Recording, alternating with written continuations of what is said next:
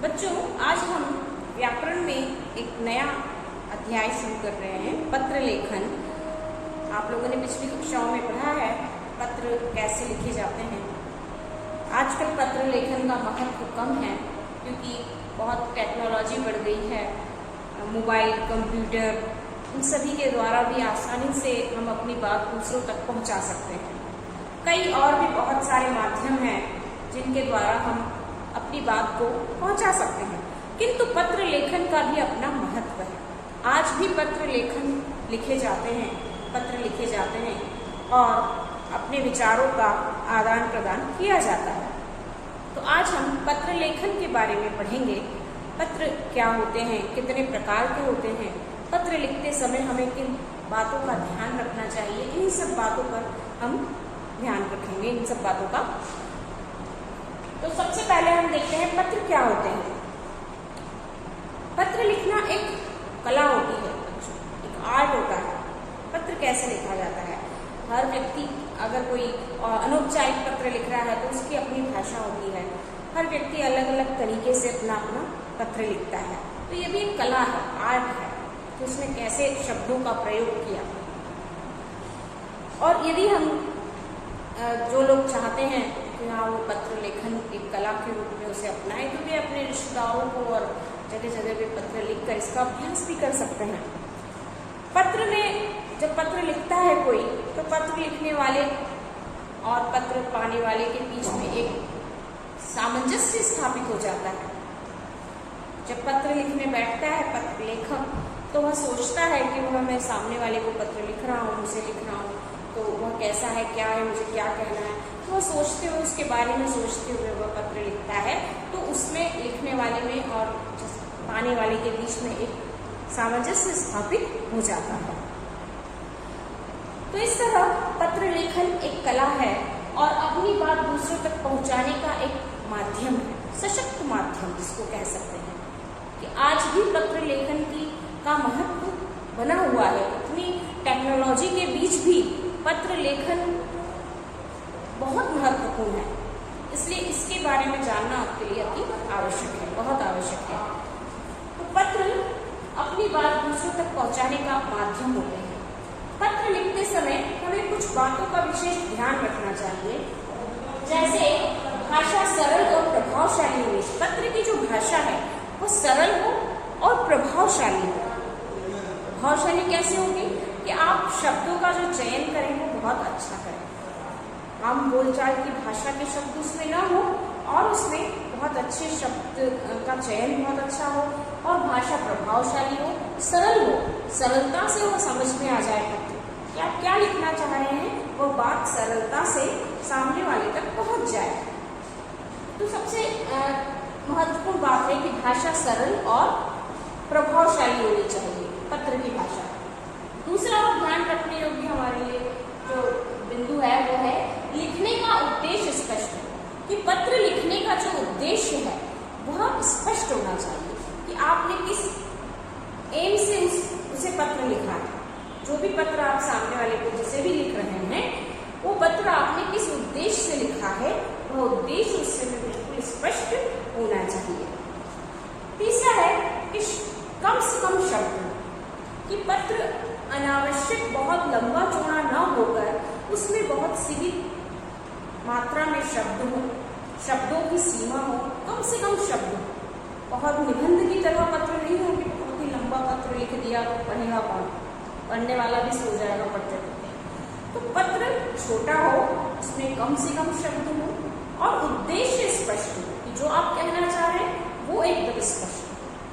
तो यह ध्यान रखने योग्य बात है कि उसमें शब्द कम होना चाहिए, उद्देश्य स्पष्ट होना चाहिए, भाषा सरल और प्रभावशाली होनी चाहिए। और अगला पॉइंट है रोचक, प्रभावशाली और उत्सुकता का भाव उसके अंदर होना चाहिए। कि पत्र बहुत रोचक होना, इंटरेस्टिंग होना चाहिए, है ना। बहुत इंटरेस्टिंग पत्र होना चाहिए कि आखिरी तक पढ़ने वाला पढ़ेगा कि अरे मैं आखिरी तक पढ़ता हूँ कि इसमें क्या है। प्रभावशाली हो, उत्सुकता हो, उसमें क्यूरियोसिटी हो, पत्र को पढ़ने में उत्सुकता बनी हो, है ना, कि अरे क्या क्या लिखा है, मैं पूरा पत्र अवश्य पढ़ूंगा। हम लोगों ने किताबों में कई बार हमने पढ़ा है पत्र आए हैं।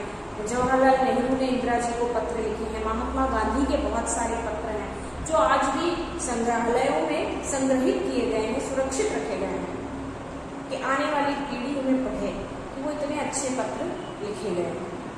उनकी भाषा, उनमें उनका उद्देश्य बहुत स्पष्ट है, सरल भाषा में, और बहुत महत्वपूर्ण पत्र वो माने गए हैं। तो पत्र लेखन एक कला है। अगर हम ध्यान रखने योग्य बातों का ध्यान रख के पत्र लिखेंगे तो हम भी एक बहुत अच्छा पत्र लिख सकते हैं। तो ये पत्र को लिखने में ध्यान रखने योग्य बातें हैं। अगला आता है पत्र के प्रकार। ये पत्र कितने प्रकार के होते हैं, पत्र कैसे लिखे जाते हैं, ये आपने देखा। पत्र कितने प्रकार के होते हैं? पत्र 2 प्रकार के होते हैं, आप सभी जानते हैं, पिछली कक्षाओं में आपने पढ़ा है, औपचारिक और अनौपचारिक। ठीक है, औपचारिक पत्र व्यावसायिक होते हैं, ऑफिशियली जो होते हैं। कार्यालयी पत्र, प्रार्थना पत्र जिन्हें कहा जाता है, जो ऑफिस में लिखे जाते हैं, प्रधानाचार्य को लिखे जाते हैं, सरकारी कार्यालयों में जिनका प्रयोग किया जाता है, वो होते हैं औपचारिक पत्र। ठीक है, जिनका प्रयोग, जिनका संबंध, इन पत्रों का संबंध व्यक्ति से नहीं वरन पद से होता है। पोस्ट को, किस पोस्ट पे जा रहे हैं हम, किसी अखबार के संपादक को लिख रहे हैं, हम स्कूल के प्रिंसिपल को लिख रहे हैं, या किसी नगरपालिका अध्यक्ष को लिख रहे हैं, नगरपालिका चेयरमैन को लिख रहे हैं। तो ये जो सारे पत्र होते हैं ये कार्यालयी पत्र होते हैं, जो कि औपचारिक पत्रों की श्रेणी में आते हैं। ठीक है, तो ये औपचारिक पत्रों का संबंध व्यक्ति से नहीं होता है। कोई भी व्यक्ति बैठा हो उस पद पे, उससे कोई लेना देना नहीं। हमें किसे संबोधित करना है? पद को संबोधित करना है। हम प्रधानाचार्य लिखते हैं, है ना, सर का नाम नहीं लिखते हम। जब एप्लीकेशन लिखते हैं आप लोग तो प्रधानाचार्य लिखते हैं, पद लिखते हैं, पोस्ट लिखते हैं, है ना। हम यदि किसी अखबार के संपादक को लिख रहे हैं तो वहां पर भी संपादक महोदय आएगा, उनका नाम नहीं आएगा। तो हम किसी औपचारिक पत्र किसी व्यक्ति को नहीं लिखे जाते हैं, इनका संबंध पद से होता है, व्यक्ति किस पद पर है। इसके बाद अनौपचारिक आता है। तो अनौपचारिक व्यक्तिगत निजी पत्र होते हैं, पर्सनल लेटर होते हैं, जो अपने सगे संबंधियों को, रिश्तेदारों को, माता पिता, भाई बहनों, मित्रों, अपने दोस्तों को, इन्हें लिखा जाता है।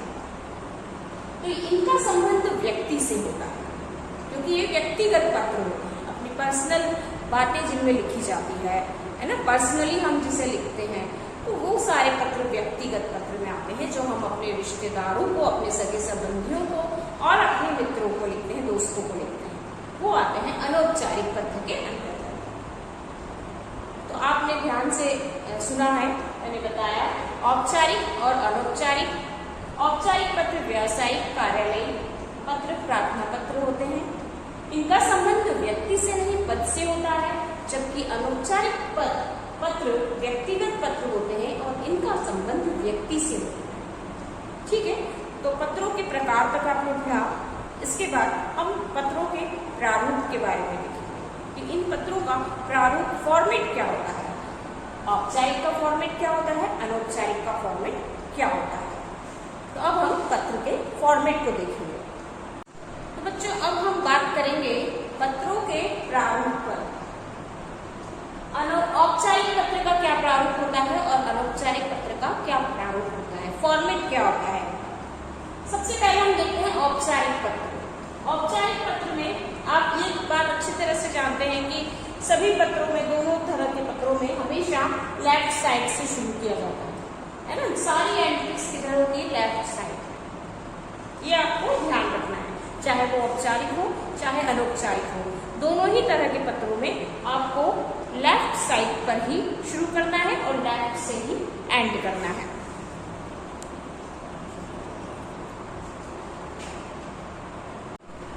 औपचारिक पत्र में सबसे पहले हम ऊपर लिखते हैं पत्र भेजने वाले का पता। सबसे ऊपर होता है जो पत्र भेज रहा है उसका पता। पत्र पाने वाले का पदनाम, पोस्ट नाम, कि जो पत्र आप जिसे पत्र लिख रहे हैं वो किस पोस्ट पर है, प्रधानाचार्य है, संपादक है, या नगर पालिका चेयरमैन है, जो भी उसका पद है वो आपको यहाँ लिखना है। और पता, जैसे आप प्रधानाचार्य को लिख रहे हैं तो प्रधानाचार्य बिरला शिक्षा केंद्र चित्तौड़गढ़, ये उनका पता हुआ। दिनांक, जिस दिनांक को हम पत्र लिख रहे हैं हमें वही दिनांक उसमें डालना है। विषय, किस विषय पर आप पत्र लिख रहे हैं, आपके पत्र का विषय क्या है, ये आप यहाँ पर लिखेंगे दिनांक के बाद। उसके बाद आता है संबोधन, महोदय, सर बोलते हैं ना, तो हिंदी में हम यहाँ पर महोदय लिखते हैं। आदरणीय महोदय भी लिखा जा सकता है। विषय संबंधित, इसके बाद संबोधन के बाद आता है विषय से संबंधित, कि जो भी आप विषय वहां लिख रहे हैं उस विषय से संबंधित बात यहाँ पर लिखी जाए। जैसे विषय आपने लिखा 2 दिन के अवकाश हेतु प्रार्थना पत्र, तो यहाँ विषय संबंधित आएगा कि आप क्यों ले रहे हैं, आप क्यों लेना चाहते हैं अवकाश, बीमार है इसलिए, बाहर जा रहे हैं इसलिए, तो ये विषय संबंधित में आएगा। उसके बाद समापन, धन्यवाद हम लिखते हैं, और इसके बाद पत्र लिखने वाले का नाम। ठीक है, तो ये होता है औपचारिक पत्र का प्रारंभ।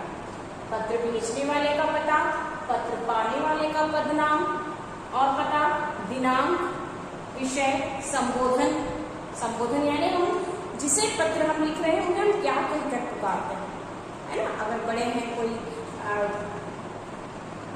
अगर कोई पुरुष है, कोई जेंट्स है, तो हम वहाँ महोदय लिखेंगे, या कोई फीमेल है, कोई लेडीज है, तो हम महोदया करेंगे।